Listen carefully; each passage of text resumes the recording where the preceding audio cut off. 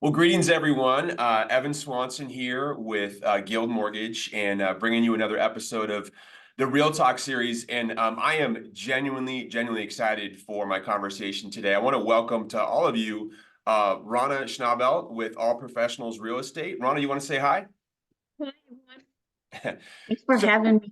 of course, I'm honored that you would take the time. And just a little background to all you viewers watching this is just so you know, Rana and I have sat down together before, and I've heard her story, and I was so inspired and so amazed. And now I am so grateful that she was willing to come on and share her story with us. So Rana, you have quite a background, and I want to start back to your early childhood days and growing up. Do you want to share where you grew up and maybe a little context around the society and culture and people in your life that were influential?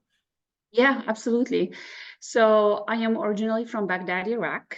Hmm. I am the generation of the wars. I was born in the 80s, Yeah. and Iraq was in war for 8 years with Iran.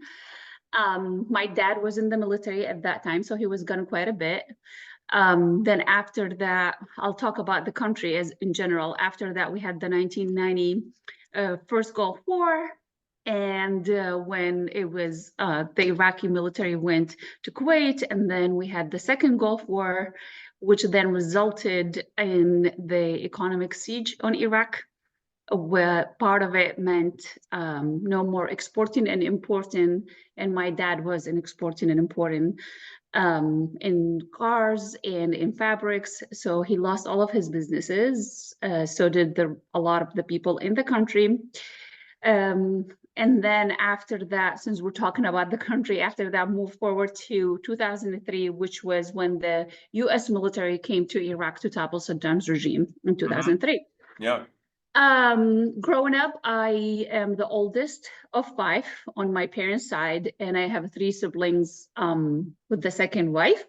Back in my country, it's allowed to have two wives. Hmm. I don't recommend it. It's not fun. And you know, so I'm the oldest, between my dad being gone and between my mom's health was not very good. She was a teacher. She quit teaching when she had her third daughter. And so that was in 1986, and she was sick at the time, and they did not know what was going on with her up until I finally brought her to America in 2010. So she was sick for most of her life, and she's still dealing with the consequences of that. Mm. Um, then, yeah, so between that and my mom being sick, me being the oldest, I took on the guardian role to my siblings. And what And what what age do you feel like that got passed on to you? like 8 or 9, Wow. You had to I grow up know. quick. Yes, very much so. Yes, yes. Yeah, 8 or 9. There were times where my mom couldn't even drink water. Just to let you know, like she she developed what they call like a block narrowage in her esophagus. Mm. So she wasn't able to swallow a lot of the food or sometimes the water. And then the narrowage, because it wasn't dealt with, became a blockage completely. So nothing was able to go in, and so we had to go to the ER quite a bit sometimes just to put an IV on her. And so between the stress of my mom being sick, my dad losing all of his businesses, we used to have tons of cars lined up in the street. Now they're all gone. Now he is driving this super old car, and he was a businessman and he lost all of his businesses. So he ended up just being a taxi driver and to be able to live day by day. A complete shift in our life. Um, it was economically and financially hard. Um, I can say we felt it then. Like some people, you say like it was hard, but I didn't know it until now grow up. But we knew then it was financially hard on all of us. Sure. The good thing is um, the schools are public, the hospitals are public, all of these things, but you still have to come up with some money to be able to, for clothes and for food, and but books and stuff like that were free. Well, Hmm. my mom was a teacher, an elementary school teacher before she quit working. She taught science and other subjects.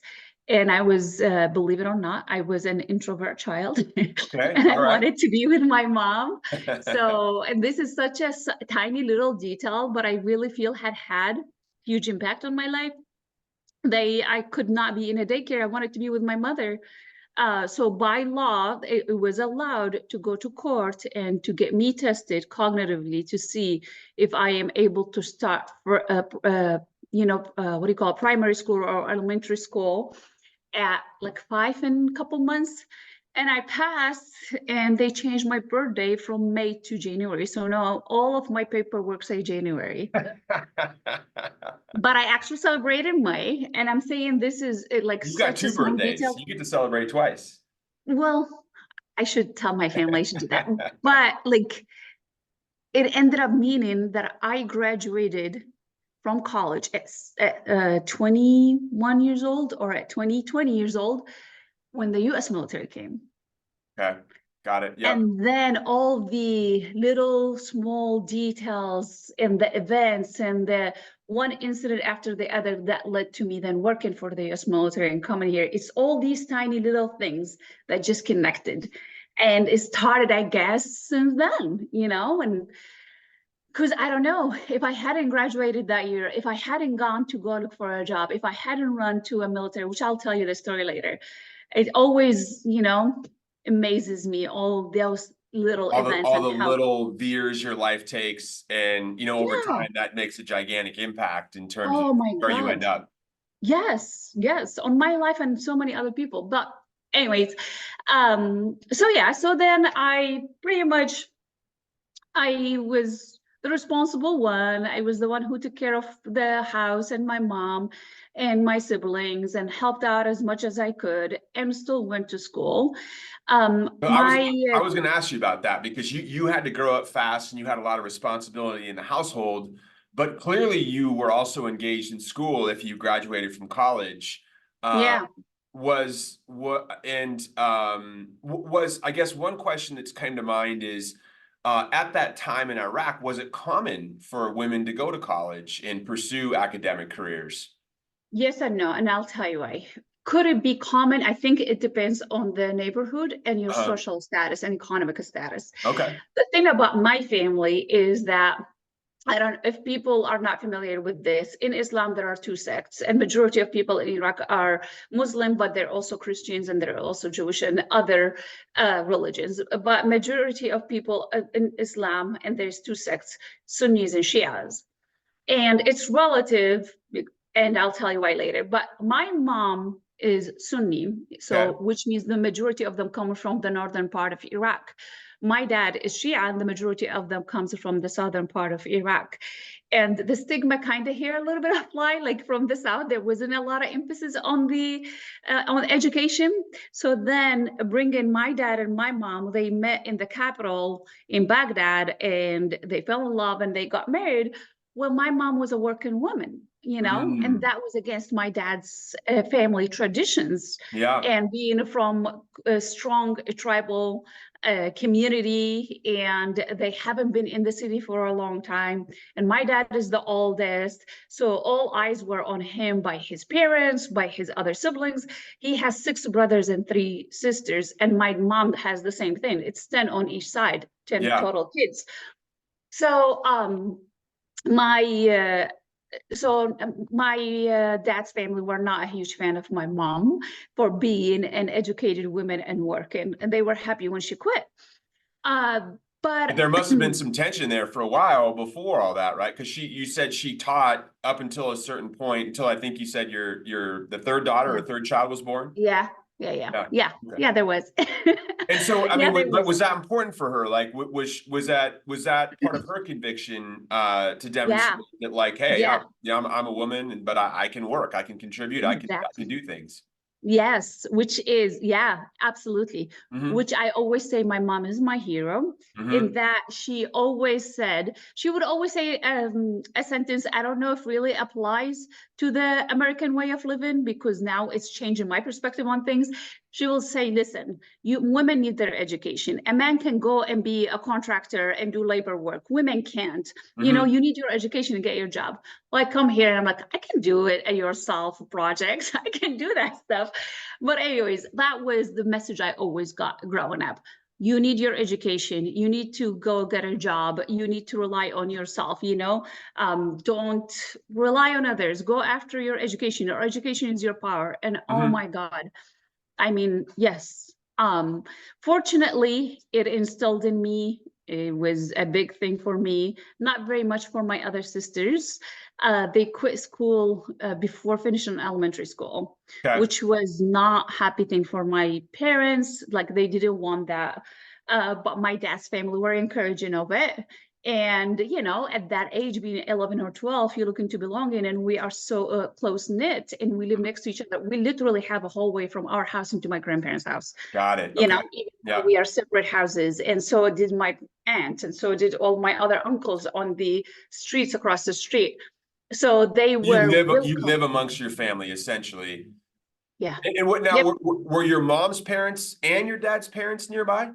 Yep. Both Okay, of them. So my dad's parents we had a hallway, as I said, to their house.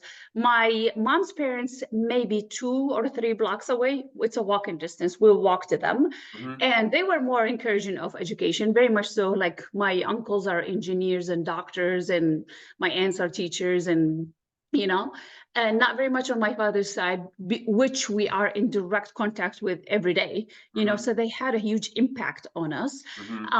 And my sisters at the time like loved hanging out with the cousins and with the aunts and with the uncles, and how they belong, and the same story, and not going to schools. And so I was looked down upon as being, you know, like, oh, you're snobby, you just want to go and study, you don't want to hang out with us. Like I was, or they would call me a word that now like my husband and my family like to use. And they would call me Arma. Arma means the stubborn one who will do what's on his mind.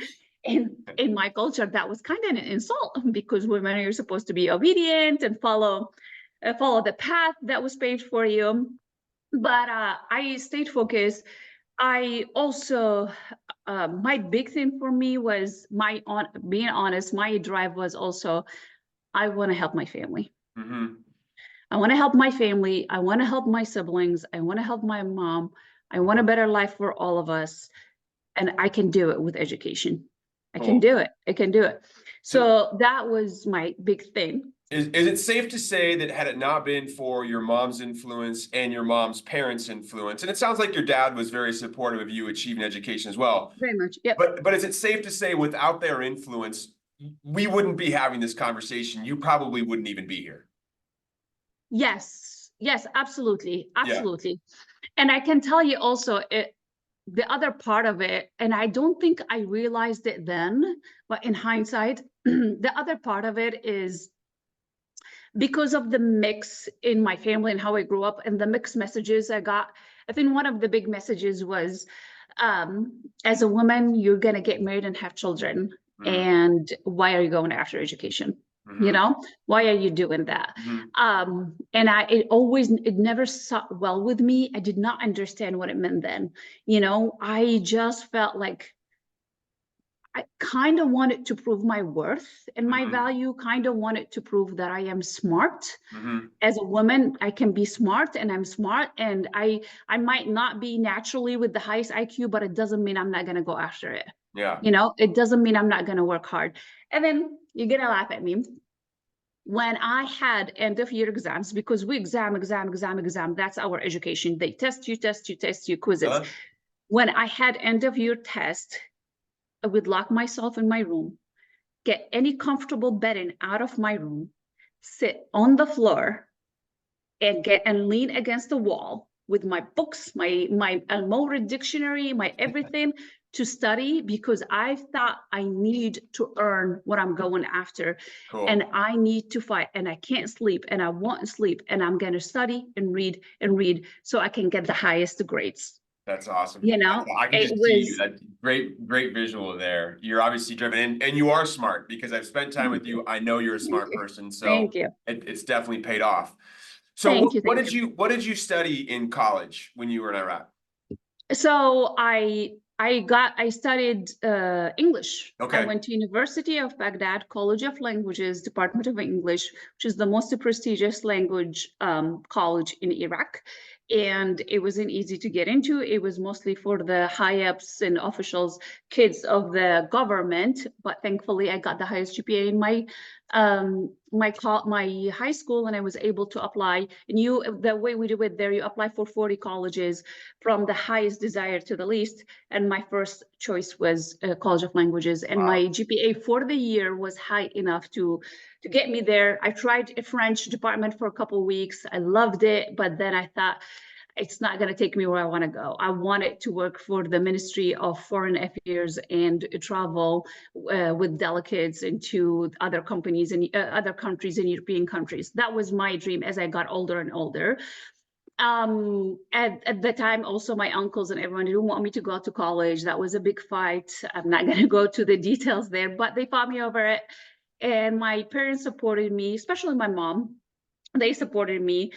And I went to College of Languages, Department of English. And then, as I said, that's when you see also the difference in like the economic status and the different. Now I'm outside of my neighborhood. Now I am seeing other areas and other cities, and I'm seeing people, other ways of living. And a lot of those kids at the time, they were living in Europe and they were living in other countries. So they kind of had different way of growing up. And I still made really amazing friends, and they were all really so cool, and everyone was awesome. And That it must have was been just the very eye-opening for you, like to have that influence from others' perspectives and hear about how they grew up and where they grew up and all that. Yeah, 100%. I remember I've never been to an apartment in Iraq, and I thought it was the coolest thing to be in an apartment. I got invited an invite to one of my girlfriend's birthday party, which again, we did not have the means to celebrate any birthday party. So I've never had a birthday party growing up or anyone. And so it was her birthday party and a girl, and it's been celebrated and decor and everything. And her mom was British and her dad was Iraqi. And it was incredible. And I felt like really cool being included in that. Like I never felt it was really cool. And I ended up, because I did so well in college, we ended up getting together at their houses when it's end of year exams, so I can help tutor them. Cool. The college then picked 7 of us who did so well in college, and they gave us extra curriculum on top of what we got.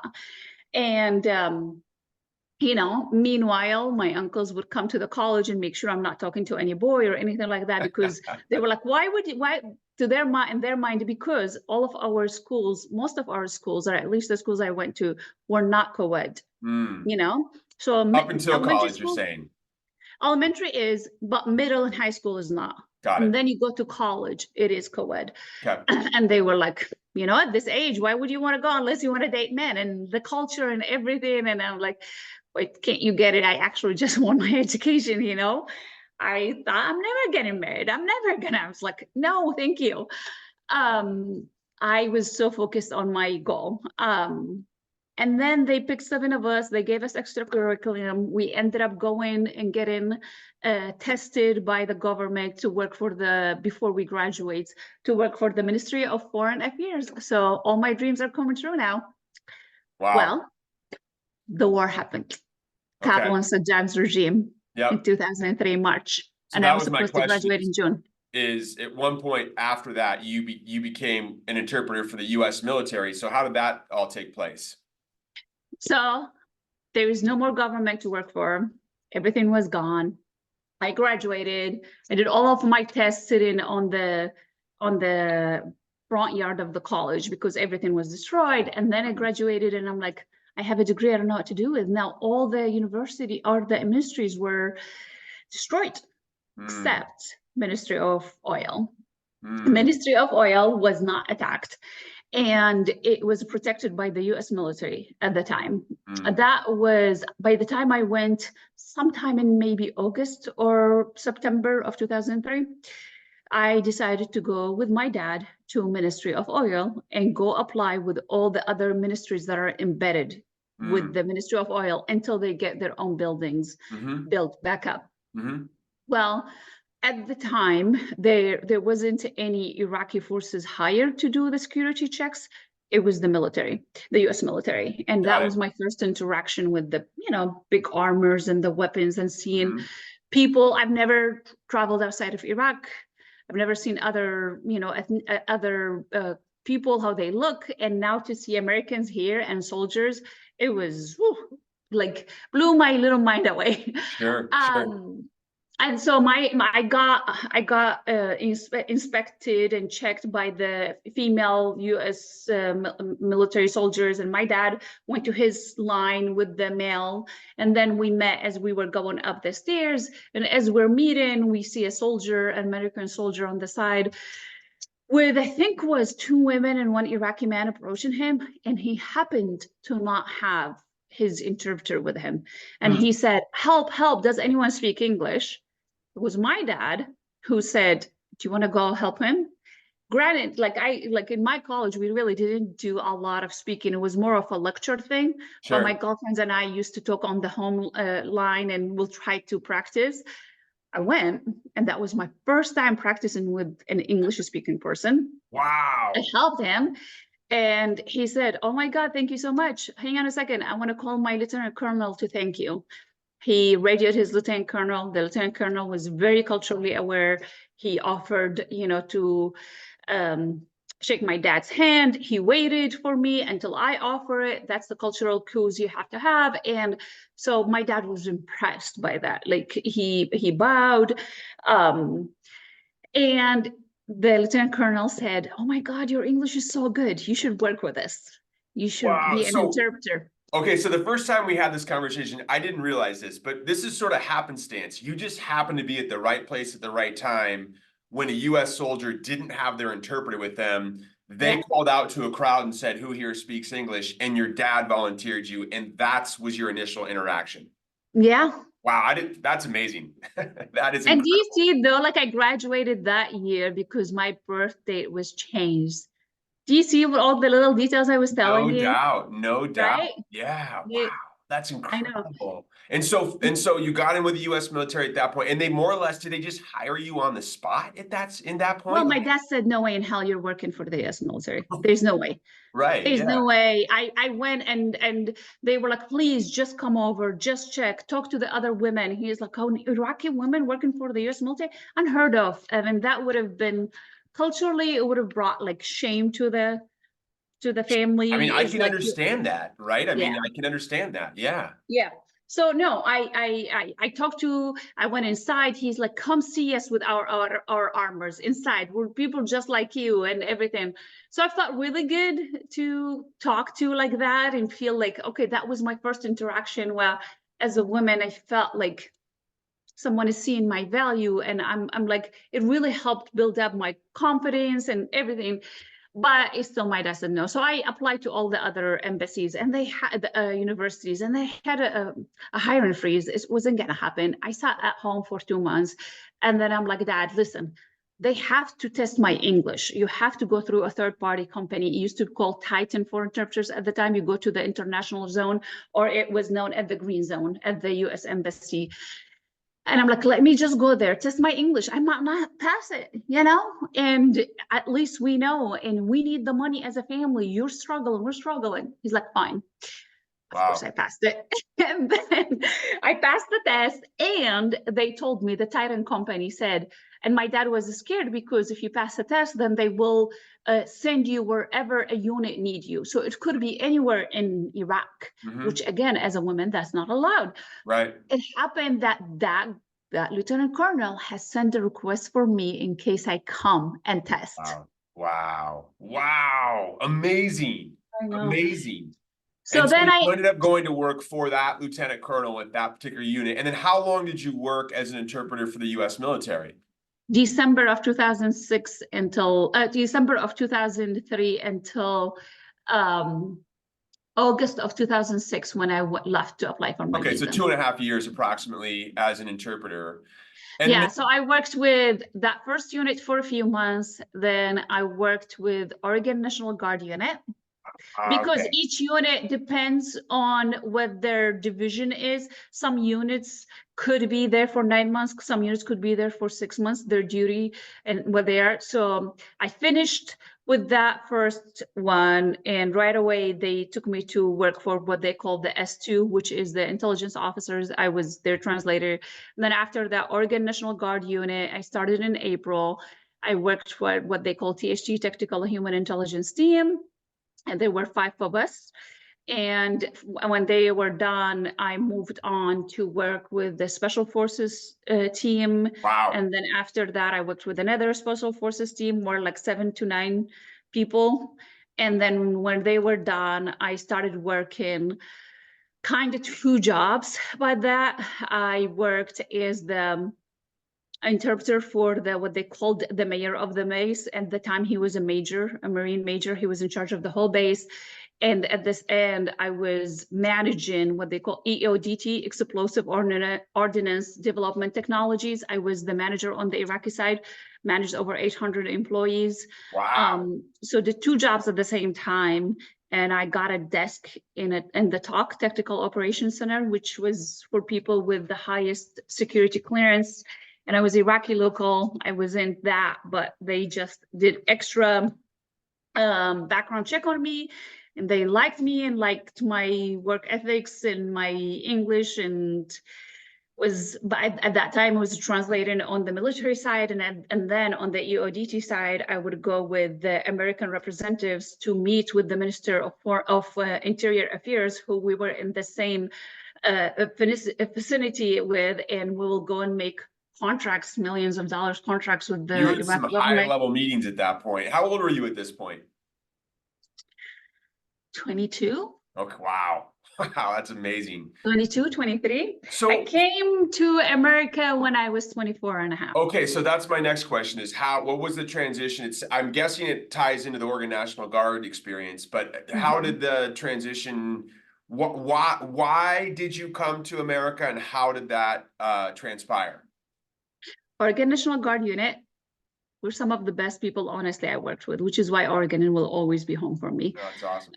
I met incredible people. I met a couple of American female soldiers as well, had a huge impact on me.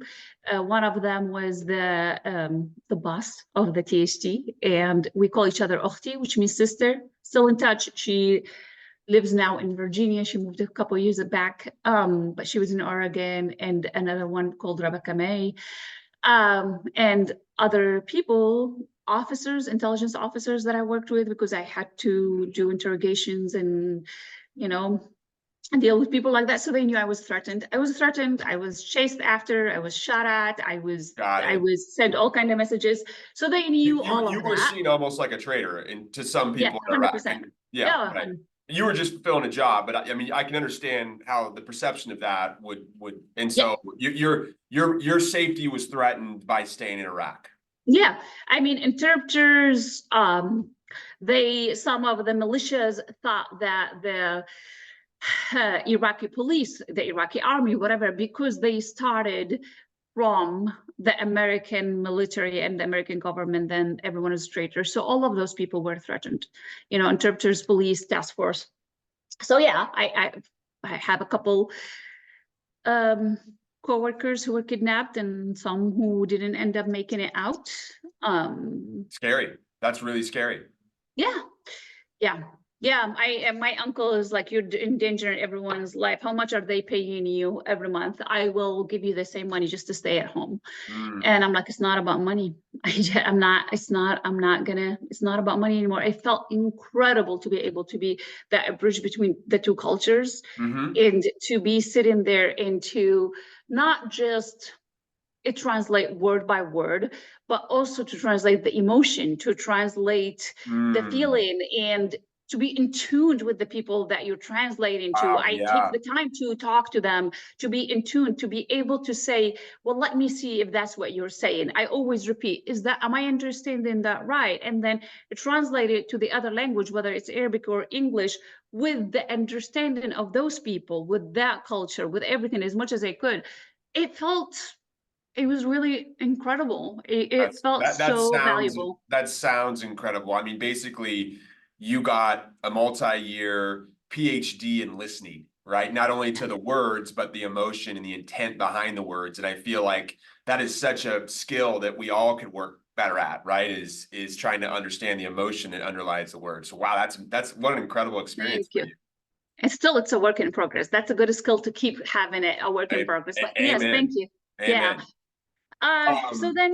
So then Oregon National Guard unit knew that, and they started working on bringing me here. A few Wow. people So advocated for me, and yeah, go ahead. I mean, that's amazing, right? Because by this point, the conflict had died down. The Oregon National Guard was back in Oregon. They could have just let you be, you know, but there was the recognition that, and obviously you had formed a relationship at that point, presumably you got Absolutely. friends, and so Absolutely. they began to advocate to bring Mhm. you over to the U.S. And I believe you told me the story before, but this even involved a senator, correct? I mean, it got to that level to bring you over. And a congressman and a senator, yeah. I mean, the conflict has not stopped. I mean, Iraq has stayed in conflict for many, many years. And they knew, like, even when I worked with special forces guys, I just one time I'm sitting in my office and I just see tons of them are just running out with their weapons and everything. I'm like, what's going on? And they were like, someone just was following your cousin's car who came to pick you up. You don't leave, don't. And it was like, so it stayed on. And yeah, but no, they wanted, I formed an amazing relationship with them. It felt, that was the other thing. It taught me so much about connecting to other people, how we are so much the same. Mm, Like, it doesn't matter your color, your religion, like where you come from, everything. I mean, to tell you, we can spend for hours here to tell you the stories that humbled me to many ways. And like one of the things I can tell you real quick is like growing up, all of our textbooks were written by Saddam's regime, by Saddam. And there right. were a lot, like, unfortunately, like there was some hatred toward Israeli people. And then when you say Israel, you kind of relate it to Judaism, and there's that. And I just never sat well with me. I didn't understand it, but there was fear, not hatred. There was fear of them. There was fear of that. And one time, my dad and I were driving.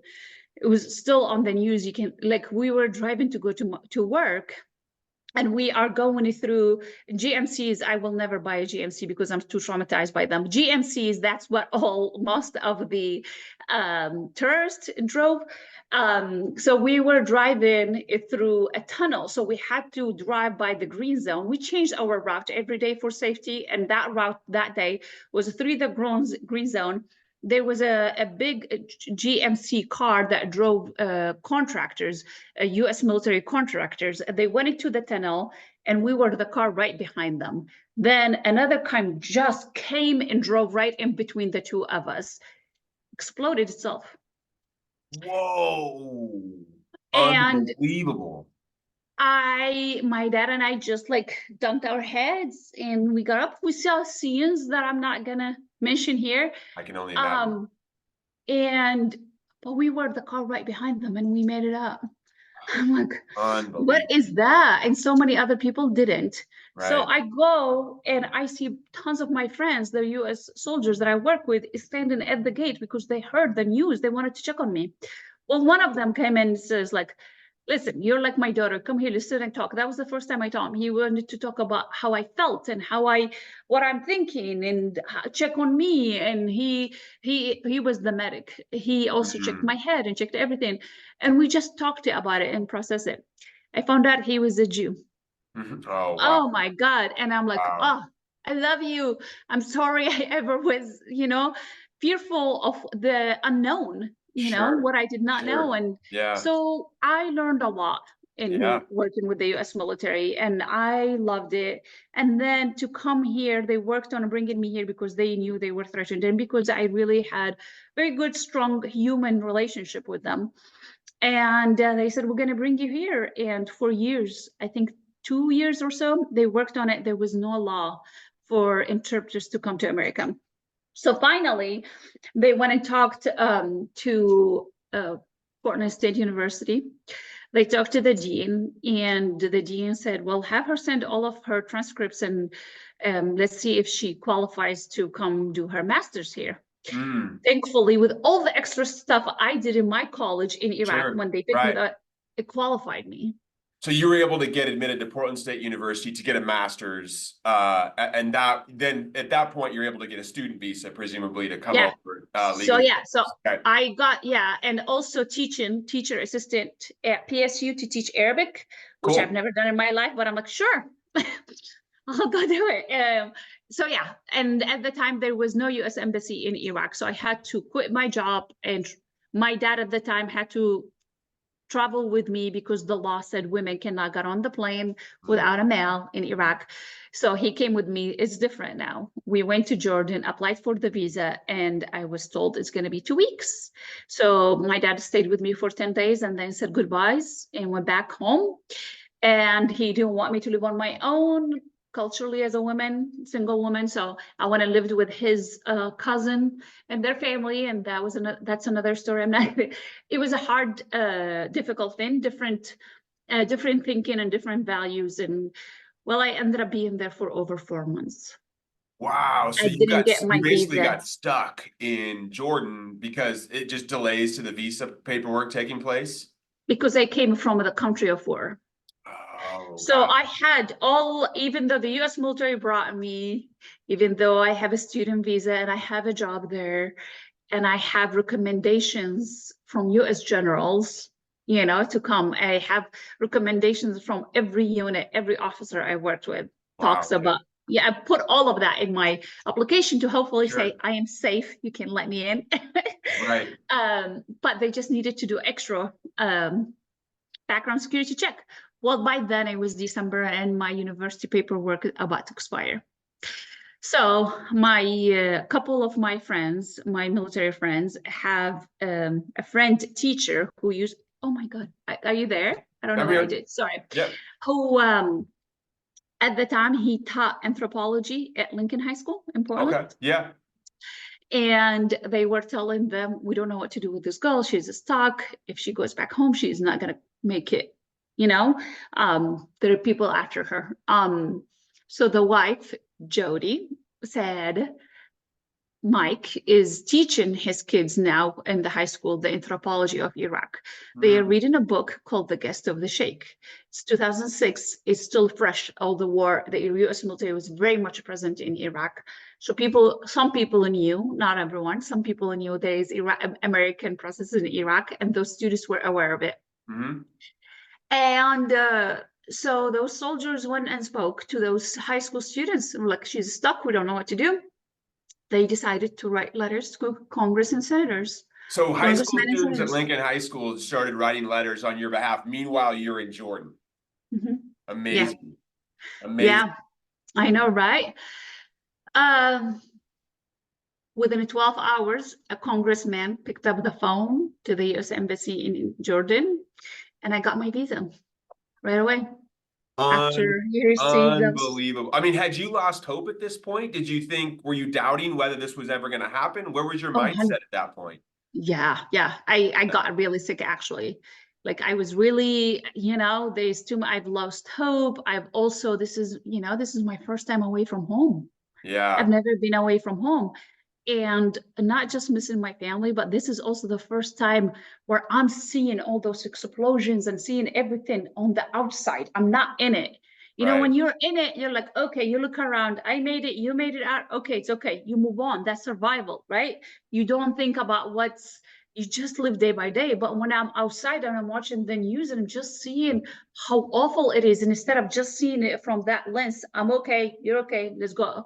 Now you're seeing it, oh my God, all those people, all those places are not okay. It becomes hard. It was hard to see it on the outside. And yeah, I've had lost hope, and I thought I was gonna have to go home, and I did not know if I was gonna get my job back. I did not know if my family will even allow me to get the job and to go for it. And now that I left, all of these fears. Uh, but it happened. I got the call on December 9th that I was approved. I December 10th, I think. I bought the ticket the same day and I left the same thing. And I ended up arriving here on December 9th because of the time difference. right, right. Um, I came here in some of the students at the airport were waiting for me with signs. Gosh, amazing. Some of the media and the Oregonian and stuff like that, that teacher, some of the soldiers. I got stuck at the airport for 4-hour interrogations on why I'm here and all of that stuff. So they waited this whole time. And yeah, and then I can remember exactly what I was wearing, where I went. I did not know at the time where I went. Now when I go, I'm like, oh my God, it was Powell's where I went for coffee that night that I came. Now it makes Wow. sense why it was a big deal on Hawthorne. Yeah. I did not know at the time, but Red Robin, I got right away to Red Robin because by then I had lost so much weight because I was so stressed out in Iraq. I think I was wearing 12-year-old girl clothes. Oh my So they gosh. were like, we need to put some food on you. And I actually fainted a few days after I got here in the shower because of how malnourished I was and how, Wow. yeah, my friends was like, I don't know if you would have made it out there alive if you stayed any longer.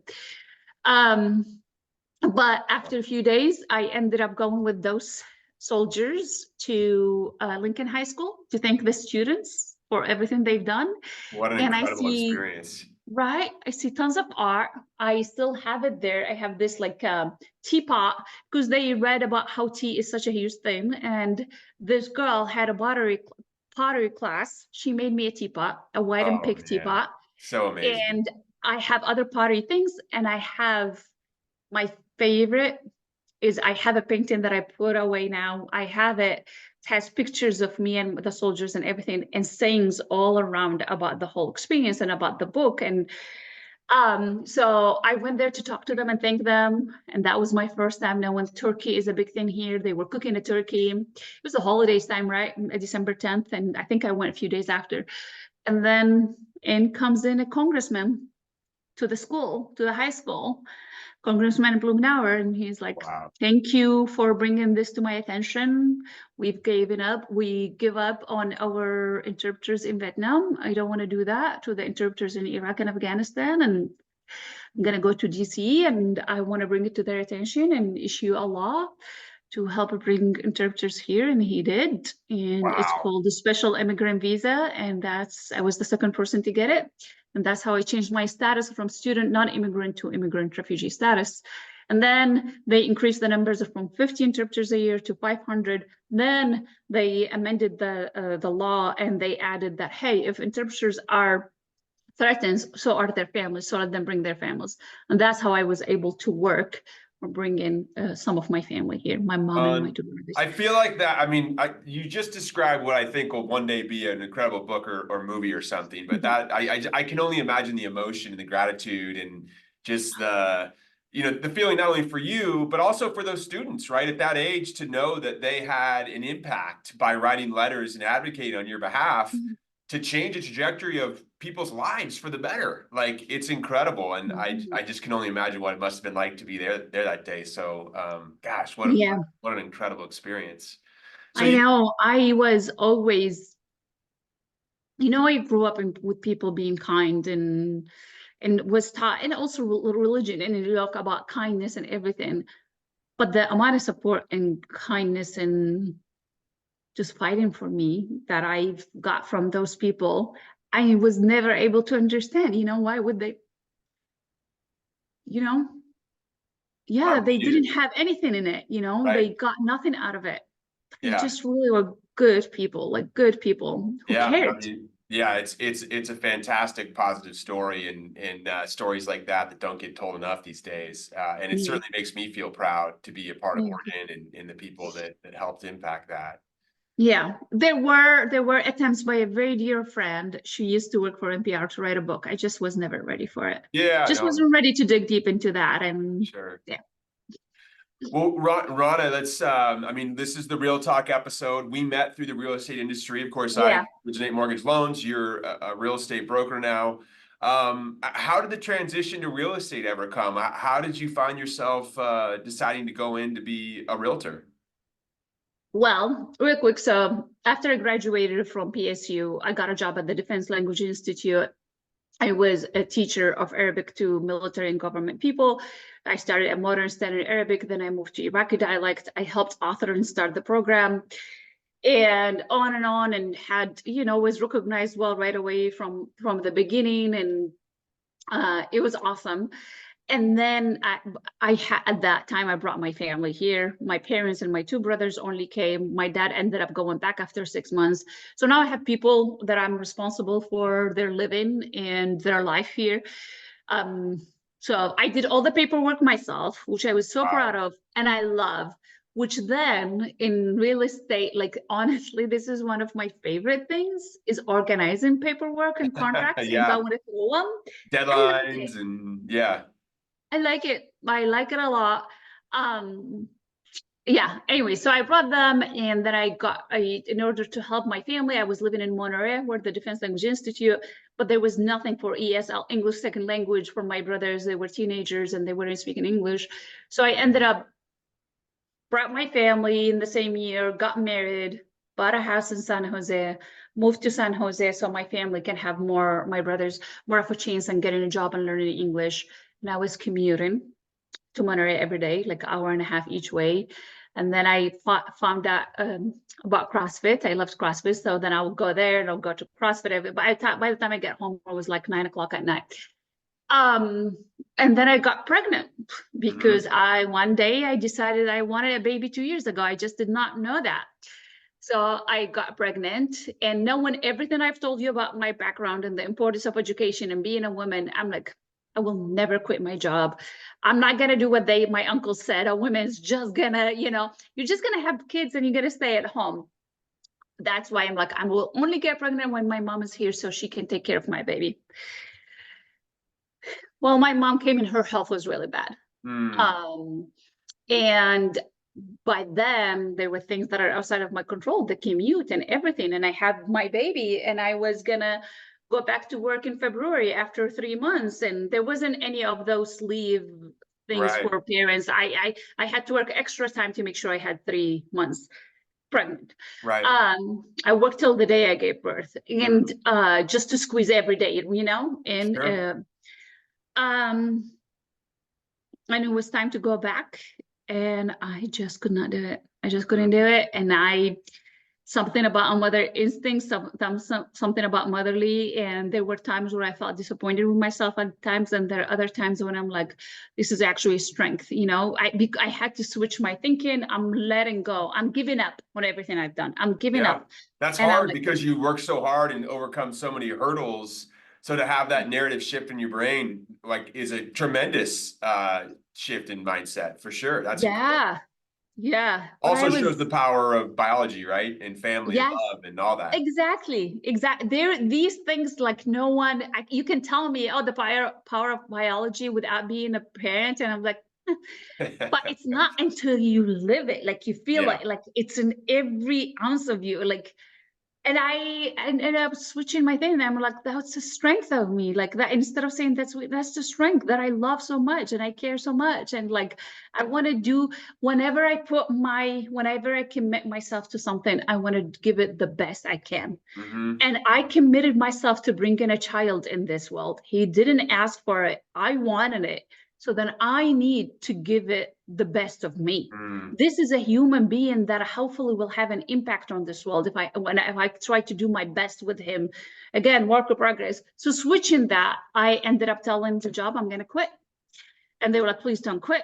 Do you need more time? We're going to give you more time. We're going to do it. I got a call a year after, and I'm like, nope. I ended up quitting my job. And then from California, and then within a year of quitting the job, we had come here for a visit and we saw friends. And by then, quite a few of our friends had kids. And I'm like, all right, let's go back. What are we still doing here?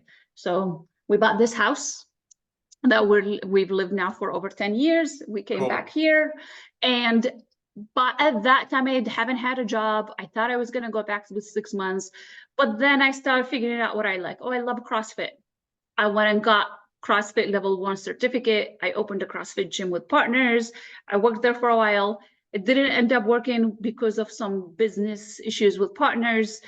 We had to close that. I still do, and I always volunteers in my son's school multiple times a week. I'm there. I help with my friends organize their houses, do projects, and then COVID hit.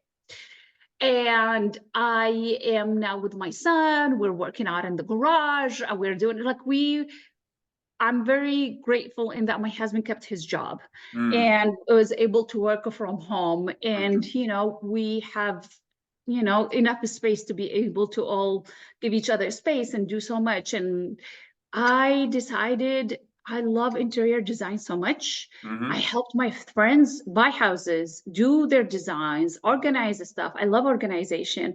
And they all kept on telling me, why don't you become an interior designer? Why don't you become an agent? And I'm like, nah, it's not for me. I honestly, big part of it because of finances. I thought finances in America and the financial system is way over my head. There's no way I'll get it. We live day by day in Iraq. And I Right. thought I can't do it. Go ahead. No, go ahead. I'm listening. Yeah. Yeah. So my husband is American. He's raised and born here. He talks to me about retirement and 401k and financial advisor, talk to financial advisor and IRA and Roth IRA. And I'm like, all right, okay, all right. I don't know what you're saying. It's a lot. Alphabet soup coming at you. It's one thing to know the language. It's another thing to understand money language. Sure. Yeah. As being like, I feel like even native speakers of English, now doing the job, don't understand a lot the money language. And I'm in no way like know as much as you or anything, but I'm better now. I'm learning. I'm Sure. trying. Um, so COVID hit, I found out I love interior design and home projects. I started doing, and as a woman, I didn't think I can get a hammer and a nail or understand those words. And, and I started doing tons of projects in the house. And Cool. everyone was just like, oh my God, like it really. And then finally, I went to college. I checked into interior design programs. I checked it and I'm like, I don't need to learn it. I know it. And I'm like, I don't. Then finally, I decided I am again commit to real estate because I really, really, really, first of all, I love um, I love doing projects, right? Second, I really am now again switching perspective. And instead of saying, I don't know what you're talking about, I was telling my husband, stop talking to me about money, or stop talking. Well, like we live day by day, or like these, like there's no guarantee, money comes and goes, all those thoughts. And I'm like, actually, I do like how I live. I mean, money is a nice tool to have. I want to understand it. I change my perspective. It's like, this is just another relationship that I need to figure out, Mhm, mhm. Yeah. And instead of What a great saying, perspective. thank you, and like, I am just going to go try again, learn. And if anything I'm good at is learn it, I can go learn. Like, I don't Yeah. have, You've you've yeah, demonstrated that for sure. thank you. Thank you. And my thing is always, if other people can do it, why can't I? Yeah. you Yeah. know at least to try. I mean, the worst thing, like we all hear, like the biggest risk is not taking a risk at all, Yep. Absolutely. and that's the biggest failure. Well, Rana, Go so ahead. I mean, your story is so empowering. One of the things that I'm really interested in, and one of the reasons I started this Real Talk series, is because I believe that everyone has a unique background, and you talked about all the twists and turns and some of the minute times of your life that have ultimately influenced to this Yeah, moment, and here we are. yeah, But I feel like everyone has a background, everyone has yeah, absolutely. stories, everyone has convictions, everyone has values, and that absolutely influences how Yeah, we interact with others. And of course, in the real estate industry, interaction with others is everything. It's how we differentiate ourselves because in so many ways, the tangible good or service that we're providing is more or less the same as everyone else has access to. So absolutely. what I'm curious about is your background, your story is so amazing. It's so incredible. You have experienced things of intensity and emotion and connection that many of us will never have an opportunity to experience. Mhm. And how do you feel like that influences your interactions with your clients and how you engage others in a real estate transaction? Where do I start? I guess I'll start it with learning. Yeah. I want to educate my clients.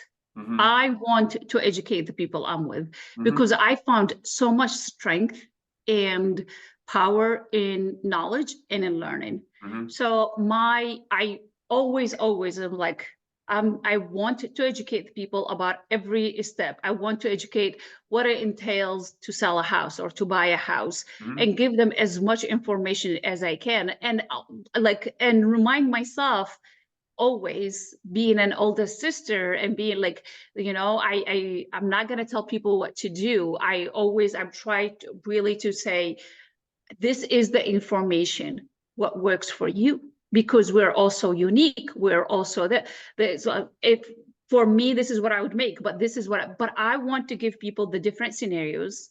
I want to give them the different steps and educate them. That's the biggest one of my biggest values, is educate others. And I also love educating myself. I'm like, I try to sign up for your classes. I sign up for so many other classes. Like, I'm more than over 30 hours.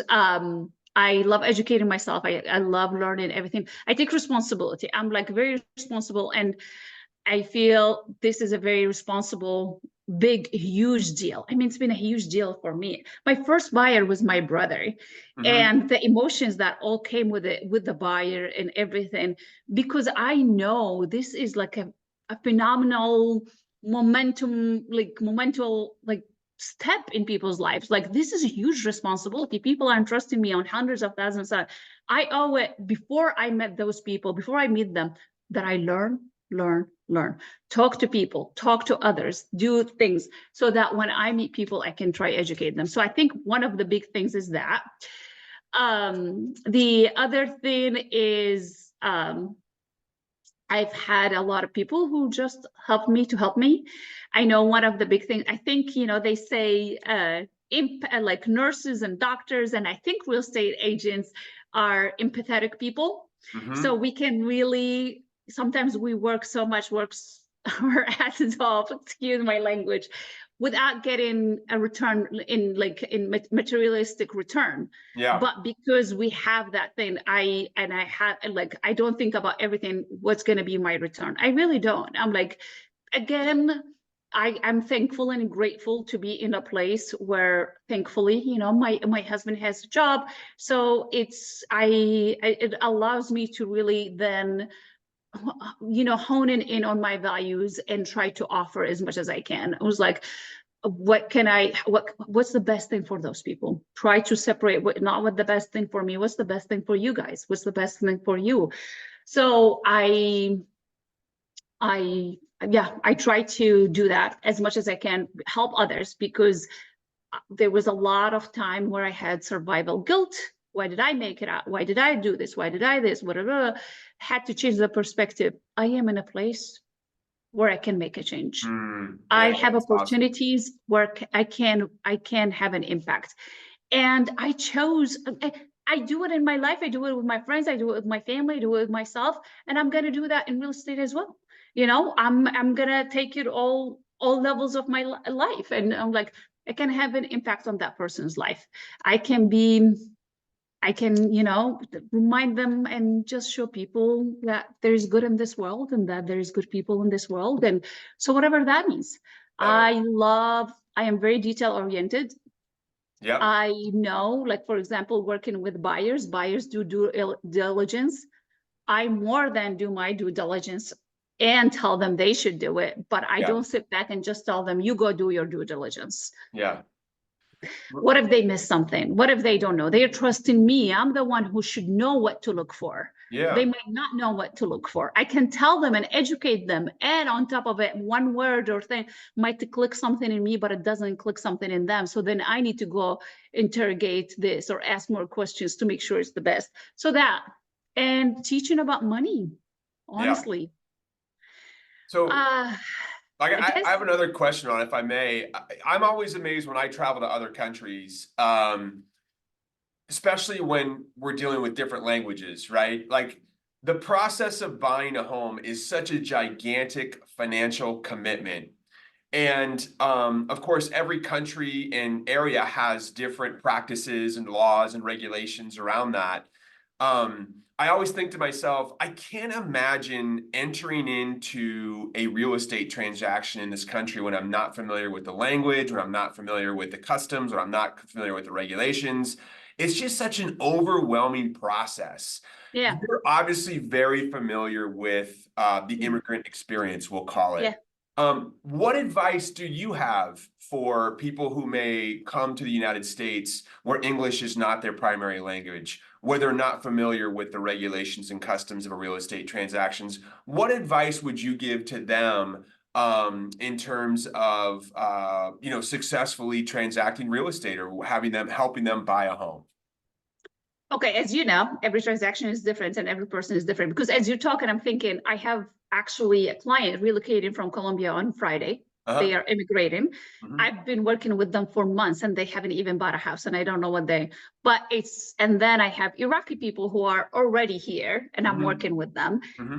It's really, it's different. But I can tell you in the case of those people moving from Colombia, in their case, they're gonna have they have a visa that allows them to work here, which means Mhm. they have social security number, which means they will be able to go apply for a credit card, which Mhm. will be the first thing is let's get you credit card, unless you have cash to pay for a house, which they really want. They want, their dream is to own something in America. It is a big Mhm. dream, it's the American Mhm. dream, Cool.